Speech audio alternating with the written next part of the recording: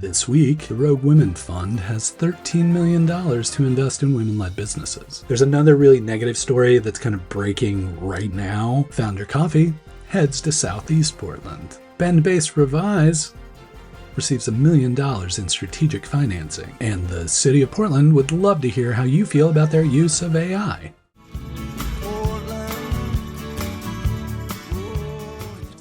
Hello. Glad you're here. I think the biggest news this week was Rogue Women has $13 million in their fund from which to invest. While that's great, I love it. I love the work that Caroline Lewis is doing. I thought another important part of this story was it really speaks to the dynamics of venture capital and something really important to understand from a founder perspective. Caroline's raising a fund.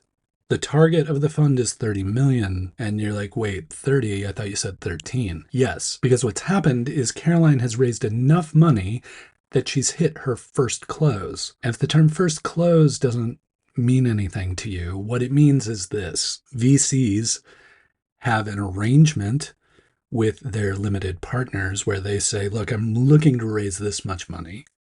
And the VCs may say, but if I can raise this much, then that will be my first close and I can start cutting checks and we can start moving capital. We can start going to work with the money you want to invest, even though I haven't raised the entire fund yet. So that's what's happened. Rogue Women obviously focused on women-led companies around the US, not just Portland focused, but it's amazing that she's hit this close and is making investments. She's also doing a fellowship program. I think she's calling it a fellowship that allows anyone to kind of experience the world of venture capital, which is awesome.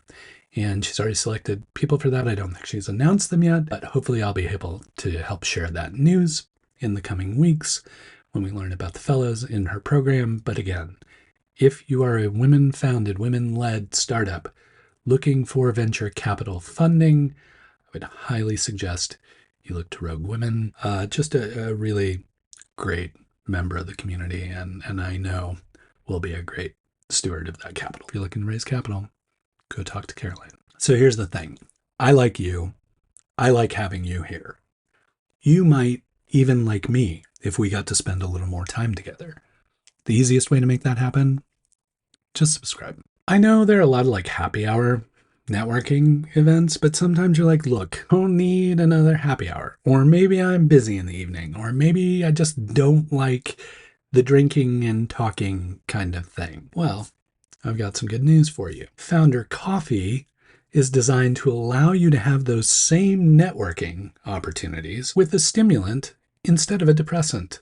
That's right. Founder.coffee happens in the morning on a monthly basis. So at 9 a.m. on May 14th at Fairlane Coffee in Selwood, Westmoreland area. I think it's Westmoreland. In Westmoreland, Selwoody, Southeasty area, founders will be gathering to have coffee with one another and to chat it up and network and meet one another and share stories and tales about their founding journey. So if you are the founder of a product-based company, so not a services-based company, not something where you have like paid by the hour clientele kind of business, but you're selling a product, be it a technology product or otherwise, you're encouraged to show up to Founder Coffee and meet some other founders just like you in the community.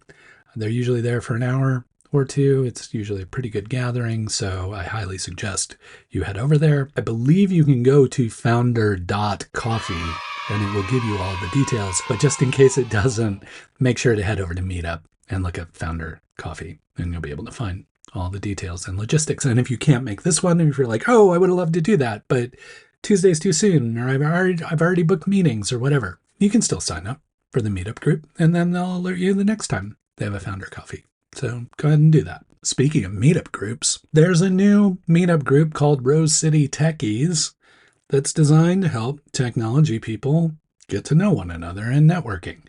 They have a speed dating, kind of speed networking event coming up next week. The event will be held May 15th. I believe it's at the Hawthorne Asylum. I know it's at a food cart pod. I'm not quite remembering, but I think it's Hawthorne Asylum on May the 15th.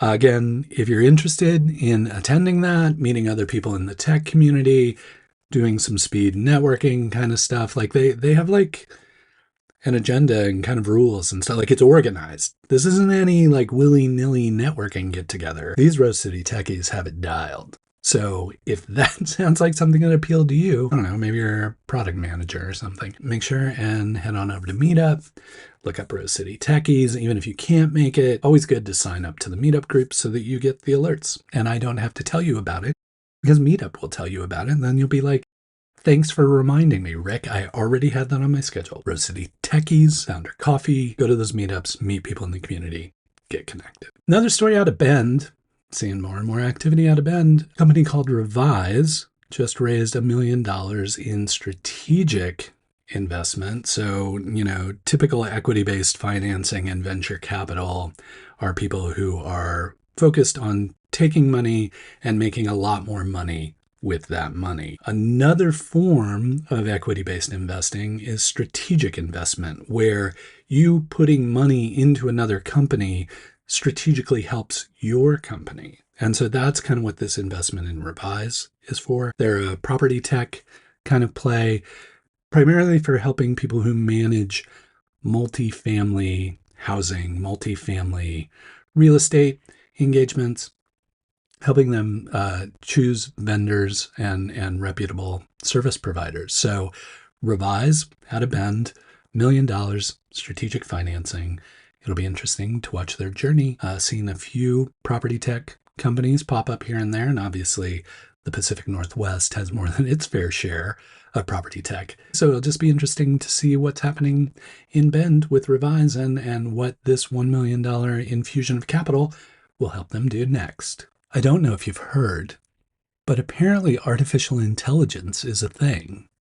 So much a thing that not only are private industry startups using AI, people are building their own AI stuff, they're bolting AI onto other things that they're building, but also government is getting quite interested in the potential uses and applications of AI. Talked a few weeks ago about that at the state level, where they're having discussions about how the state of Oregon will apply and use AI in their work.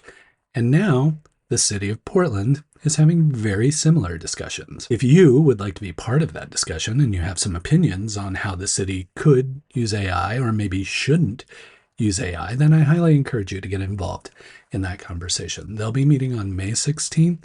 It's a hybrid event, so I think they have room for like 40 people in the Portland building, but they're also doing a Zoom meeting so you can attend virtually, discuss, provide public comment, all those kind of things. If you have an opinion on AI and how the city should or should not be using AI, I highly encourage you to attend that. Again, May 16th in the evening. And that's it.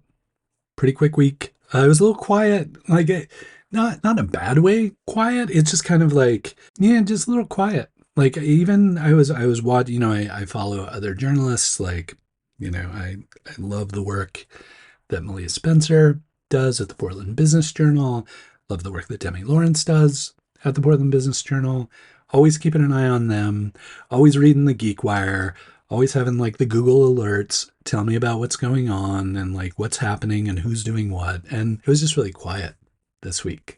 People were running stories that had kind of been like, oh yeah, I meant to write this up a couple weeks ago. I'm going to write it up this week because it's a slow news week. So don't worry, you're not missing anything. If you feel like you're kind of behind and you're like, I don't know what happened. Not much. It's a little bit quiet. So don't worry about it.